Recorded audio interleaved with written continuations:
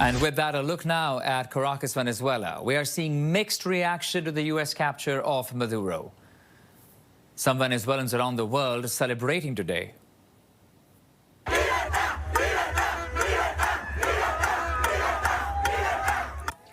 Venezuelans in countries including Chile, Peru and the U.S. celebrated in the streets hours after the news. At this demonstration in Chile, crowds danced and chanted, "It's fallen, it's fallen. This government has fallen." Since the year 2000, some 7.7 million Venezuelans have left the country, with 85% of them living in the Latin American region, according to the UN International Organization for Migration. But some in Venezuela are rallying today in support of Maduro.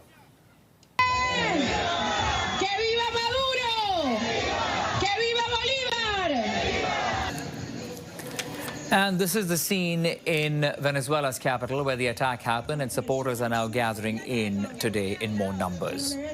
Let's now bring in Glenn Ignazio, military expert and retired Air Force Special Operations Commander, in this conversation. Glenn, good afternoon and thank you for your time. What an extraordinary turn of events this afternoon, early this morning. Talk to us about your first thoughts when you heard from President Trump on what really transpired there in capturing President Maduro of Venezuela. Yeah, thanks. Great to be with you. Well, definitely was one of those things to see that operation. Reminded me of the Noriega operation in Panama years ago. This went really successful, actually, with my former career field. So they went in rather surgically, got Maduro out, and the idea that he's being brought to the United States to face basically a judicial system, I think, is a good thing.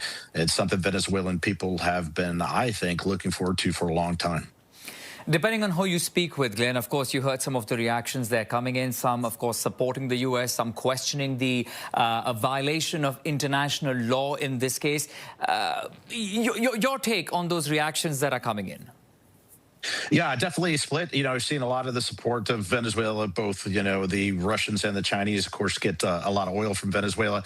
But at the same time, as we look at this, you look at how prosperous Venezuela used to be. I think that a lot of the citizens are celebrating because they saw their country be one of the most prosperous, rich countries to almost falling apart. So it's been an oppressive government, so I can understand the support there. But you're right. As far as the legalities, there's certain ways that the country these operations can go on. But at the same time, it is interesting how that's going to be legally played out. Again, the operation was successful. I think it's better for the Venezuelan people, but those legalities are definitely going to be challenged. I understand your point of view today, and from where you're coming from, Glenn, it's understandable. But the fact is that there are a lot of people who will say that, okay, U.S. is saying this was in self-defense. We saw actions taking place on Venezuelan tankers as well, the buildup in the sea too. But the others who are pointing out the legality of this are also questioning that, is this really just about Venezuela, or is it about dominance in the hemisphere, and after Venezuela could be other countries as well, which the U.S. is not happy in terms of their regimes and how they are going about their governance? Yeah, great question. I think this was, again, shown, as you said, and as we got out of the White House, that there is more dominance in this particular area because it has been rather loose because of the drugs. One of the interesting parts I learned this morning is that 24% of the global cocaine distribution actually goes through Venezuela and then is spread out through the rest of the world. So I thought that was one of the statistics I didn't know before. So I could see the attention there. But I don't believe that other countries are going to be prosecuted to anything like this level. I know that the counter-narcotics operations, where we've had the war against drug for years, really haven't had much progress. I hope we don't see anything like that. I still believe that there may be enhanced operations with Mexico for those cartels. But again, for Venezuela, I think that was one of the focuses there. I don't think to see this spreading from the the narco-terrorist operations that we've seen in the past couple of months. Glenn, you and I have spoken on so many international issues as well. So I'm going to just zoom out a little bit and talk about that in terms of reactions that are coming in. What does this sort of a military strike on Venezuela, you think, really means for other allies of the United States today who are watching this closely and are not very happy in the manner in which the strike was conducted? Yeah, great question. I think it's one of the things that actually Secretary Rubio did sort of capture is like, look at this as a country, this is a president that's going to not mess around, is going to give you particular options and then execute accordingly. So that is one of the things that has been followed through from this presidency and cabinet. As far as the operation against Venezuela, there's a lot of things that are going on of saying he wasn't the legitimate leader and so forth, but this is the way that that country operated on. There are certain titles and legalities of how the United States States executes intelligence operations and covert operations within that country.